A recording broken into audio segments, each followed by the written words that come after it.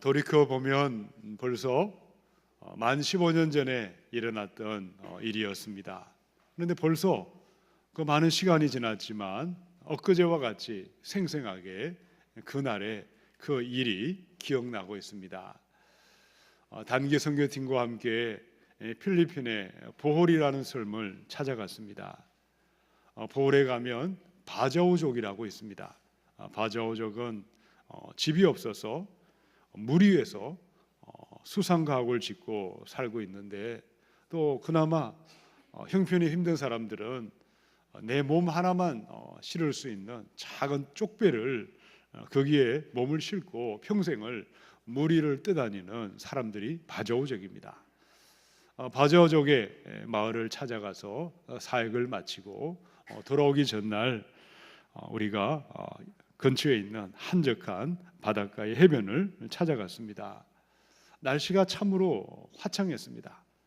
날씨가 너무나 좋은 날씨여서 함께 갔던 팀들이 한국으로 오기 전에 그곳에서 함께 쉬는 시간을 가졌습니다. 저는 바닷가에서 수영을 하다가 성게가시에 찔렸습니다. 생각보다 통증이 심하더라고요. 그래서 다리를 치료하려고 무트로 나와서 방갈로 쪽으로 걸어가고 있을 그때에 방갈로에 들어가자마자 갑자기 날씨가 바뀌기 시작했습니다. 천둥이 치고 앞이 보이지 않는 세찬 비바람이 불고 많은 소낙비가 내리기 시작했습니다. 더 놀라운 것은 그토록 잔잔하던 바다가 마치 용암이 끓어오르듯이 휘몰아치기 시작했습니다. 그런데 우리 같이 갔던 선교팀의 많은 분들이 이미 바다 깊숙이 들어가 있었습니다. 배를 타고 한참 들어가면 어떤 나무로 만든 구조물들이, 집도 아닌 것들이 그곳에 떠 있었는데, 거기서 다이빙도 하고 쉴 수 있는 공간이 있었는데, 바로 그때에 폭풍이 몰아치고 풍랑이 너를 뛰기 시작했습니다. 저는 들어가지도 못하고 다른 우리 팀들과 함께 바닷가에 서서 발을 동동 구르면서 그 풍랑 가운데 정말 목숨이 위태위태한 우리 형제들을 바라보면서 손을 들어 같이 기도를 했습니다. 하나님, 저들의 생명을 구원해 주시고 저들의 생명을 살려달라고 간절하게 부르짖고 기도했습니다. 그때의 일이 어제의 일처럼 잊혀지지 않고 생생하게 기억에 남아 있습니다. 우리 팀들이 어떻게 되었을까요? 궁금하시죠? 나중에 말씀드리겠습니다. 우리가 인생길을 걸어가다 보면 이런 일들을 언제든지 만날 수 있습니다. 갑자기 인생에 평온하던 바다에 광풍이 갑자기 몰아치기 시작합니다. 아침에 인사를 하고 멀쩡하게 집을 나간 남편이 병원의 영안실에 시신이 되어 얼굴을 만나야 할 때가 있습니다. 잘 나가던 사업이 갑자기 흔들흔들거리고 부도가 나서 길거리에 나앉아 있어야 할 때도 있습니다. 그때 우리 눈에는 하나님은 보이지 않습니다. 침묵하십니다. 외면하십니다. 나를 버리신 것처럼 보일 그때에, 인생의 광풍이 몰려올 때에, 고난의 파도가 출렁출렁거릴 그때에 우리 예수님은 고요하라, 잠잠하라 말씀하시고 우리에게 다가오시고 풍랑을 잠잠하게 하시고 다시금 생명과 평안으로 인도해 주십니다. 오늘 예비하는 저와 여러분 가운데 내 삶에 광풍이 밀려오고 있는 사람, 환난의 파도가 출렁출렁거리고 있는 사람들이 있다면 다시금 믿음으로 예수 그리스도를 바라보시고 예수 그리스도만을 믿고 붙들고 의지하셔서 다시금 일어나시고 생명과 평안으로 나타나시기를 축원합니다. 우리의 인생에 광풍이 몰려올 그때에 고요하라, 잠잠하라 말씀하시는 이 주님의 은혜, 회복의 은혜가 어떤 사람들에게 임하고 있었습니까? 우리 첫 번째 말씀을 듣겠습니다. 35절을 읽어보십시다. 시작. 그 날 저물 때에 제자들에게 이르시되 우리가 저편으로 건너가자 하시니, 바닷가에 광풍이 일어나서 큰 위경에 처했던 이 사건은요, 마태, 마가, 누가, 요한 사복음서에 다 그대로 기록되어 있습니다. 그런데 어떤 사람들은 왜 동일한 사건이 서로 다르게 기록되어 있느냐? 약간의 차이가 있거든요. 그래서 성경이 틀렸다 그렇게 주장하고 있습니다. 그런데 마태, 마가, 누가, 요한 이 사복음서가 있다는 것 자체가 축복입니다. 하나님은 우리 인간들을 만드실 때 모두 다 똑같은 얼굴로 만들지 않았습니다. 서로 다른 얼굴을 가지고 있고 서로 다른 성품을 가지고 있습니다. 전체가 한데 어우러지고 연합함으로 풍성하도록 그렇게 만드셨고, 이 사복음서가 있기 때문에 우리 예수님을 더 풍성하게 우리가 발견할 수가 있는 것입니다. 오늘 마가복음 4장에 풍랑이는 바다를 잔잔케 하신 이 사건은 사복음서마다 약간의 차이가 있지만 특별히 마가, 요한이 이 성경을 기록했는데 그는 시간에 관심이 아주 많았습니다. 여러분, 마가복음을 읽다 보면요, 시간을 나타내는 부사가 자주 등장합니다. 곧, 즉시, 이었고, 그때, 그 날. 자, 35절에도 보니까 그 날 저물 그때, 하루의 사역을 다 마치고 해가 어둑어둑해질 그때 하나님은 새 일을 준비하고 계셨습니다. 유대인들의 시간법은 어떠하죠? 우리나라는 아침부터 시간을 계산하죠. 유대인들은 지금도 저녁부터 해가 떨어지면 그때부터 하루가 시작이 됩니다. 자, 여기서 보니까 그 날이 저물었다, 이 말의 뜻은요, 이미 예수님께서 새 일을 행하시고 새 일을 작정하시기 위해서 제자들에게 가르침을 베푸셨다는 것을 우리가 깨달으셔야 합니다. 예수님은 하루 종일 갈릴리 바다 위에 작은 배 위에 서셔서 해변가의 수많은 사람들을 향해서 비유의 말씀을 가르쳐 주셨어요. 농부들이 씨를 뿌릴 때에 옥토밭도 있고 돌짝밭, 길가밭, 가시떨기밭이 있는 씨 뿌리는 비유를 말씀하시고, 스스로 자라나는 하나님 나라의 씨 비유를 말씀하시고, 겨자씨 비유를 말씀하시고, 다 말씀하신 다음에 해가 저물어졌을 때 우리 주님이 제자들에게 말씀하셨어요. 우리가 저편으로 건너가자. 그럼 제자들이 바다 건너, 갈릴리 바다 건너 그라사 지방으로 가자고 말씀하신 것이 아니라 예수님이 먼저 의도적으로 먼저 그들에게 이 호수를 건너가자고 먼저 말씀하셨다는 것입니다. 여러분, 풍랑이는 호수, 풍랑이는 바닷가로 데려가신 분은 누구십니까? 예수님이십니다. 왜 예수님은 믿는 제자들을 풍랑이 일어나는 왜 바닷가로, 그들을 바닷속으로 데려가셨습니까? 자, 36절과 7절을 읽어보십시다. 시작. 그들이 무리를 떠나 예수를 배에 계신 그대로 모시고 가매 다른 배들도 함께 하더니 큰 광풍이 일어나며 물결이 배에 부딪혀 들어와 배에 가득하게 되었더라.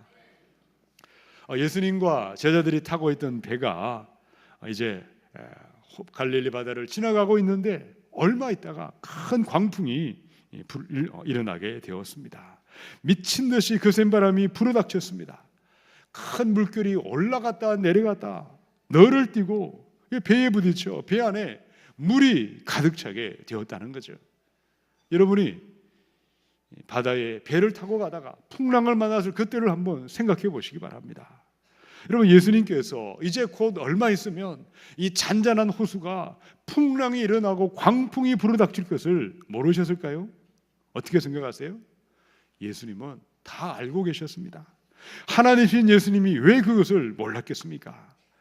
예수님과 제자들이 탄 그 배가 풍랑을 만날 것이고 광풍이 불어닥칠 것을 다 알고 계셨음에도 불구하고 예수님은 폭풍 속으로, 광풍 속으로 그들을 일부러 의도적으로 폭풍 속으로 그들을 몰고 가셨다는 것입니다. 그런데 36절을 기억하시기 바랍니다. 36절에 보니까 그들이 무리를 떠나 예수를 배에 계신 그대로 모시고 갔더라. 우리의 인생에는 어느 날 갑자기 광풍이 휘몰아칠 때가 있습니다. 그러나 내 삶에, 내 배 안에 예수님만 함께 한다면, 예수님만 붙들 수 있고 예수님만 모시고 있다면 풍랑은 넘어가게 하는 것이고 파도가 잔잔하게 되는 것이고 고요하고 잠잠한 주님의 은혜가, 회복의 은혜가 임하게 될 줄로 믿습니다. 인생에는 언제나 비바람은 불어오고 광풍은 일어나게 되어 있습니다. 그러나 어떤 상황에도 어떤 형편에도 예수님 안에 머무는 사람, 예수님만을 붙들고 있는 사람, 내 인생의 배 안에 예수님과 함께하는 그들에게는 광풍이 지나가는 것이고 폭풍이 사라지는 것이고 고요하라 잠잠하라 말씀하시는 주님의 회복의 은혜가 임하게 될 줄로 믿습니다. 오늘 우리의 가정 안에, 우리의 직장과 일터 안에 원치 않는 광풍이 불어온다 할지라도, 파도가 출렁출렁거리고 내가 물에 빠진 위경에 처한다 할지라도 내 인생의 배 안에 예수님을 모시고 예수님을 붙드시고 믿음 안에 거하시고 교회 안에 거하시고 공동체 안에 거해야 하겠습니다. 욥기 2장의 8절로 9절에 욥이 재 가운데 앉아서 질그릇 조각을 가져다가 몸을 긁고 있더니 그의 아내가 그에게 이르되 당신이 그래도 자기의 온전함을 굳게 지키느냐? 하나님을 욕하고 죽어라. 여러분, 동방의 여인 욥에게는요, 어느 날 광풍이 불어왔습니다. 도저히 감당할 수 없는, 상상하기 힘든 폭풍이 몰아왔습니다. 하루아침에 그 많은 재산이 연기처럼 사라지고 말았습니다. 눈에 넣어도 아프지 않던 칠남 삼녀가 태풍이 불어와서 집이 무너져 내려서 하루아침에 한날 장례식을 치러야만 했습니다. 심지어 욥의 몸에는 발바닥에서부터 정수리까지 종기가 나서 재 가운데 앉아 기와 조각으로 온몸을 긁고 있었습니다. 자, 그 모습을 보고 이 극심한 고통 가운데 욥의 아내가 무엇이라고 말했습니까? 당신이 그래도 하나님을 믿고 있느냐? 차라리 하나님을 욕하고 죽어버려라. 다른 번역에는 하나님을 저주하고 죽어버려라. 자, 그런데 욥은 어떻게 발언했을까요? 욥기 2장의 10절입니다. 그대의 말이 한 어리석은 여자의 말 같도다. 우리가 하나님께 복을 받았은즉 우리가 하나님께 복을 받았은즉 화도 받지 아니하겠느냐. 여러분, 욥의 삶에 잔잔한 호수 같은 그의 인생에 갑자기 광풍이 몰아쳐 왔습니다. 그럼에도 하나님을 붙잡았고 하나님 안에 거하기 위해서 그런 발버둥을 쳤습니다. 욥이 왜 힘들지 않았겠습니까? 왜 그의 믿음이 흔들리지 않았겠습니까?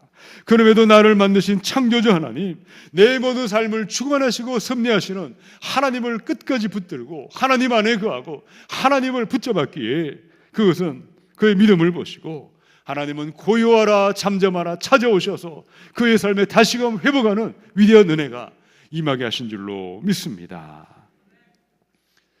목회자로 살아가면서 많은 성도님들을 만나고 신방을 합니다.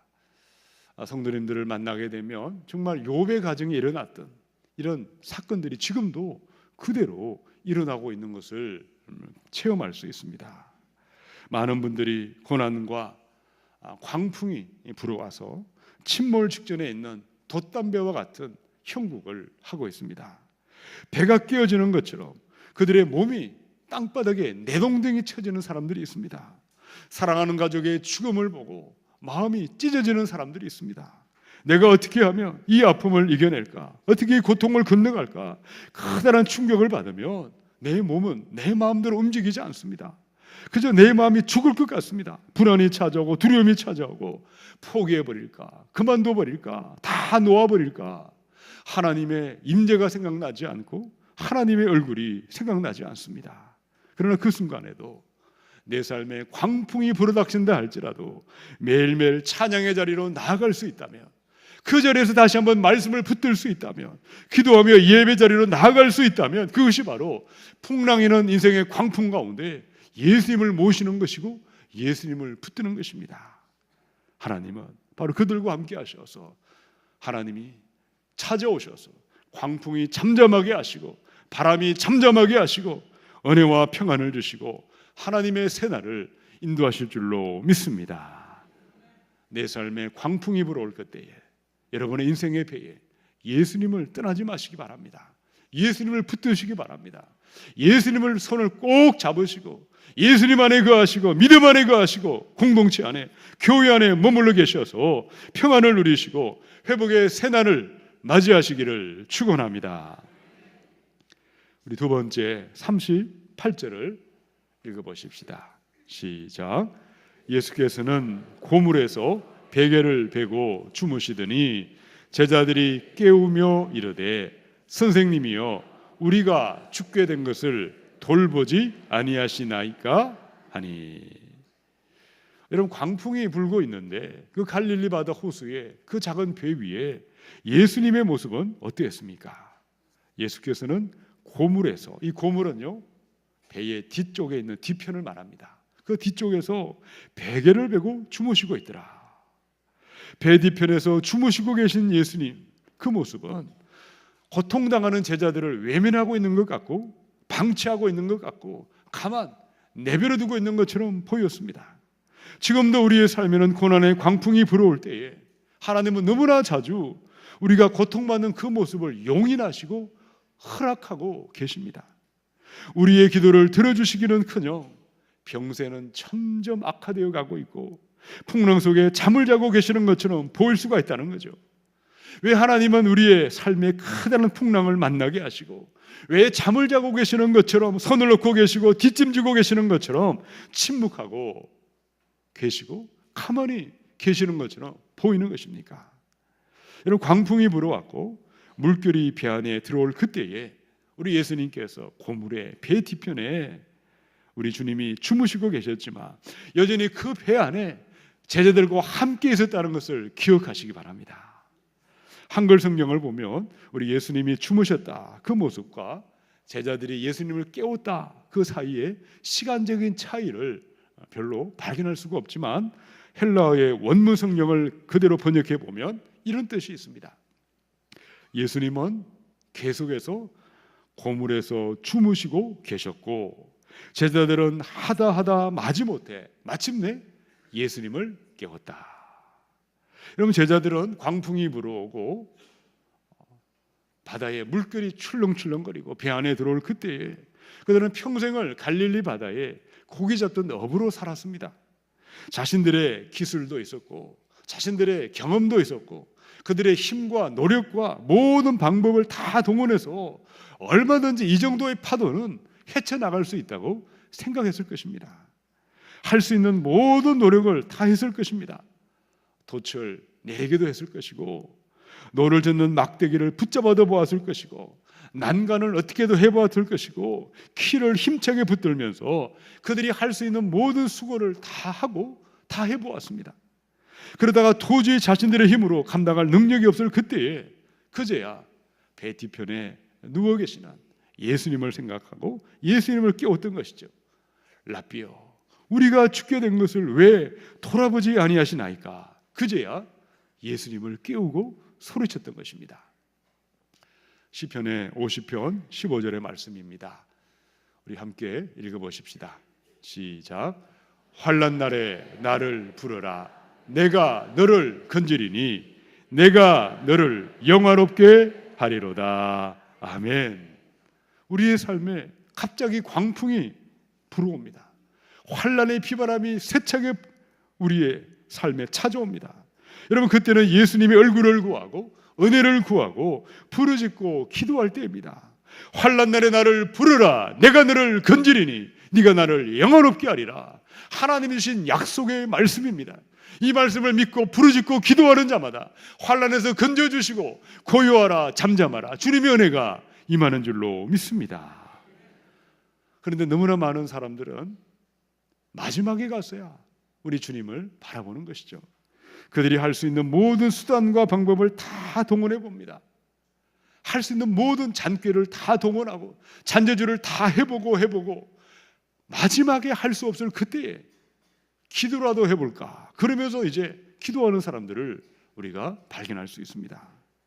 우리의 모습은 어떠하십니까? 우리의 삶에 고난의 광풍이 찾아올 때에 지체하지 마시고 즉시 주님께 나아가 부르짖어 기도하십시다. 머뭇거리지 마시고 기도의 자단에 나아가 엎드려 기도하십시다. 고요하라 잠잠하라 주님의 은혜, 회복의 은혜가 임하게 될 줄로 믿습니다. 시편의 32편 8절 9절입니다. 내가 내 갈 길을 가르쳐 보이고 너를 주목하여 훈계하리로다. 너희는 무지한 말이나 노새같이 되지 말지어다. 그것들은 재갈과 굴레로 단속하지 아니하면 너희에게 가까이 가지 아니하리로다. 여러분, 하나님은 언제나 우리의 삶에 우리의 갈 길을 가르쳐 보이고 우리를 주목하시고 우리 앞길을 환하게 보여주십니다. 그런데 너무나 많은 사람들은 그 길을 걸어가지 않습니다. 무지한 말이나 노새나 짐승처럼 주인의 매를 맞아야, 채찍에 맞아야 주인의 말을 제대로 듣는 짐승처럼 우리 주님을 따라가는 것이죠. 여러분, 짐승들은 매질을 당하지 아니하면, 채찍에 맞지 아니하면 자기 마음대로 가고 하고 싶은 대로 행동하고 살아가는 것이죠. 너무나 많은 교인들이 그들의 삶에 광풍이 불어와도 하나님의 얼굴을 구하지 않습니다. 하나님 앞에 나아가 엎드려 기도하지 않습니다. 너의 갈 길을 가르쳐 보여주겠다, 너를 주목하며 훈계하겠다고 약속하고 있지만 약속의 말씀을 믿지 않습니다. 고난이 와도 기도하지 않고 광풍이 와도 무릎 꿇지 않습니다. 할 수 있는 모든 수단과 방법, 고난이 오면 누구를 찾아갈까, 누구를 만날까, 어떻게 할까 머리 굴리기 바쁘지 하나님 앞에 나와 엎드려 기도하며 부르짖고 간구하지 않습니다. 모든 고난을 다 끝난 다음에 마지막 순간에 하나님을 생각하고 기도하고 엎드리고 있다면 우리의 삶에 광풍은 끝나지 않을 것입니다. 사랑하는 성도 여러분, 지금 우리의 삶에 광풍이 불어오고 있다면 내 스스로 노를 젓거나 닷을 내리거나 내가 할 수 있는 모든 것을 다 하는 그 일을 지금까지 해오지 않으셨습니까? 언제까지 그렇게 우리 하나님을 믿고 따라가겠습니까? 이제는 하나님 앞에 나아가 엎드려 기도하시고 하나님의 임재 가운데 거하시고 호흡처럼 주님의 임재 가운데 날마다 주님과 동행하시고 수시로 깨어 기도하시고 하나님과 유무상통하시고 교제함으로 말미암아 항상 부르짖고 기도하는 삶이 우리의 일상이 되셔서 고요하라 잠잠하라 말씀하시는 은혜와 평안의 삶으로 나타나시기를 축원합니다. 우리 세 번째 39절을 읽어보십시다. 시작. 예수께서 깨어 바람을 꾸짖으시며 바다들어 이르시되 잠잠하라 고요하라 하시니 바람이 그치고 아주 잔잔하여 지더라. 아멘. 예수님은 언제까지나 잠잠히 계시지 아니했습니다. 저와 여러분이 예수 이름을 부르며 은혜를 구하며 부르짖고 기도했을 때 즉시 일어나 도와주시고 은혜를 베풀어 주셔서 풍랑을 그치게 하시고 바람을 잔잔하게 하실 줄로 믿습니다. 자, 39절에 보니까 예수님은 어떤 분이십니까? 바람을 꾸짖으시고 바다들어 잠잠하라 고요하라 말씀 한마디로 풍랑이는 바다를 평온하게 하셨고 잔잔하게 하신 하나님이십니다. 예수님은 말씀 한마디로 하늘과 땅을 만드시고 바다를 만드신 창조주 하나님이니 바람도 바다도 예수님께 순종한 것입니다. 자, 여기서 우리가 기억할 것이 무엇이 있습니까? 우리의 삶에 광풍이 없었다면, 우리의 삶에 출렁출렁거리는 파도가 없었다면 예수 그리스도의 위대하심과 놀라운 능력을 깨닫지도 못하고 경험할 수도 없었다는 것입니다. 우리의 삶에 고난의 광풍이 불어왔기에 출렁출렁거리는 파도가 있었기에 예수님의 영광을 깨닫게 되었고 고난 저 너머 있는 위대한 반전의 역사를 우리는 오늘도 믿고 나아갈 수 있는 줄로 믿습니다. 지금 우리의 삶에 또다시 광풍이 불어오고 있다면 풍랑 저 너머 있는 위대한 하나님의 영광이 있음을 믿음으로 바라보십시다. 자, 40절을 함께 읽어봅시다. 시작. 이에 제자들에게 이르시되 어찌하여 이렇게 무서워하느냐 너희가 어찌 믿음이 없느냐 하시니. 예수님께서는 그들에게 어찌하여 무서워하느냐, 어찌 믿음이 없느냐. 여러분, 두려움과 믿음은 결코 함께 할 수 없습니다. 위대한 기도의 용사였던 조지 뮬러가 이런 말을 했습니다. 내 마음에 두려움이 찾아오면, 내 마음에 불안이 지배하면 믿음은 떠나갈 것이다. 믿음은 끝이 날 것이다. 그러나 내 마음에 믿음이 지배하면, 믿음이 내 마음에 찾아오면 불안은 끝이 나고 두려움은 끝이 날 것이다. 여러분, 우리의 삶에 광풍이 불어와도 어떤 사람에게 고요함과 잠잠함의 주님의 은혜가 예비되어 있습니까? 잠잠할 때, 평온할 때 누구든지 믿음의 생각을 하고 믿음의 말을 하고 우리 주님을 바라볼 수 있습니다. 그런데 인생의 광풍이 불어올 그때에 너무나 많은 사람들은 믿음을 스스로 포기해버립니다. 두려움을 선택하고 두려움을 묵상하고 두려움에 사로잡혀 헤어날 길을 찾지 못하는 것입니다. 그런데 바로 그 순간에 우리의 삶의 고난의 광풍이 불어올 그때에 예수님이 나와 함께 하심을 바라보는 것이 믿음입니다. 우리의 삶의 풍랑이 나를 가로막고 있을지라도 부르짖고 기도하는 것이 믿음입니다. 바로 그 순간에 불신앙의 길을 선택하지 않고 광풍 앞에서도 믿음의 길을 생각하고 믿음을 묵상하고 믿음의 말을 하고 믿음의 행동을 하는 것이 위대한 회복의 은혜가 예비되어 있는 줄로 믿습니다. 눈앞에 파도가 출렁거릴 때, 강력한 광풍이 몰아칠 그때에 이 땅의 수많은 사람들은 항상 습관적으로 세상의 방법을 의지하고 육신의 길을 선택하고 불신앙의 길을 걸어가고 있지만 우리는 광풍 앞에 살아계신 예수 그리스도를 바라보십시다. 믿음의 생각을 하시고 믿음의 말을 하시고 하나님께 부르짖어 기도하며 믿음의 길을 선택하고 결단하셔서 고요하라 잠잠하라 은혜와 평강의 새 은혜를 누려야 하겠습니다. 만 15년 전에 필리핀의 그 보홀의 바닷가에 여러 형제들과 함께 풍랑이던 바닷가에 서서 손을 들고 세찬 비바람을 맞으며 저 멀리 바닷속에 들어가 있던 형제와 자매들을 살려달라고 부르짖어 간절하게 기도했을 때 하나님은 언제 그런 일이 있었다는 듯이 한 30분, 1시간이 지나니까 갑자기 바람이 사라지게 하셨고 광풍이 지나가게 하셨고 화창한 하늘과 맑은 날씨로 소중한 생명을 한 사람도 상하지 않고 건강하게 땅으로 들어오게 하셨습니다. 자, 그런데 문제는 무엇입니까? 우리 인생의 광풍은 한 번에 그날로 끝이 나는 것이 아니라는 것입니다. 우리의 삶에는 또다시 때가 되면 어김없이 고난이 찾아오는 것이고 광풍이 불어올 것입니다. 여러분, 적도에서 여름이 되면 때마다 태풍이 일어나서 계속해서 한반도를 향해서 올라오지 않습니까? 그날 그 광풍의 현장에 있던 여러 형제 자매들이 그날의 그 은혜가 오늘도 그들의 삶에 나타나고 오늘도 경험되기 위해서 우리에게 무엇이 있어야 하겠습니까? 우리 41절을 읽어보십시다. 시작. 그들이 심히 두려워하여 서로 말하되 그가 누구이기에 바람과 바다도 순종하는가 하였더라. 아멘. 여러분, 예수님이 누구실까요? 그가 누구이기에 바람과 바다도 순종하는가? 예수 그리스도는 만왕의 왕이십니다. 우리를 만드신 창조의 하나님이요 십자가에 죽으시고 부활하신 예수 그리스도는 지금도 하나님 보좌 우편에 살아계신 하나님이신 줄로 믿습니다. 하늘 구름을 타시고 이 땅에 재림주로 심판주로 다시 오십니다. 우리에게 예수님의 성령을 보내셔서 날마다 성령으로 말미암아 예수님이 함께하고 예수님과 동행하도록 하셨습니다. 성령을 따라가는 자는 육신의 생각을 따라가지 않습니다. 생명과 평안으로 인도하여 주십니다. 날마다 내 인생에 광풍이 불어올지라도 하나님은 살아계시고 나와 함께 하심을 믿게 하시는 분이 성령님이십니다. 그 성령님의 역사를 믿고 확신하는 사람, 오늘의 믿음을 선택하는 것이고 오늘의 믿음의 결단을 하는 그들에게는 광풍이 고요함과 잠잠함으로 변하는 새 은혜가 예비되어 있는 줄로 믿습니다. 우리의 지난 날들을, 지난 6개월의 삶을 한번 돌아보십시다.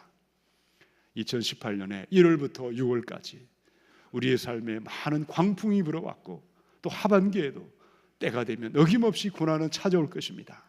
그때 여러분은 무엇을 선택하시고 무슨 결정을 하셨습니까?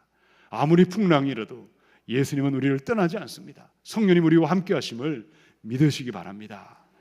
지체하지 마시고 즉시 기도의 자단에 나아가 부르짖어 기도하시고 풍랑 앞에서도 믿음의 선택을 하시고 믿음의 행동을 하시고 믿음의 말을 하셔서 고난 저넘어 위대한 회복의 새 은혜가 저와 여러분의 삶에 넘쳐나시기를 주님의 이름으로 축원합니다. 함께 기도하겠습니다.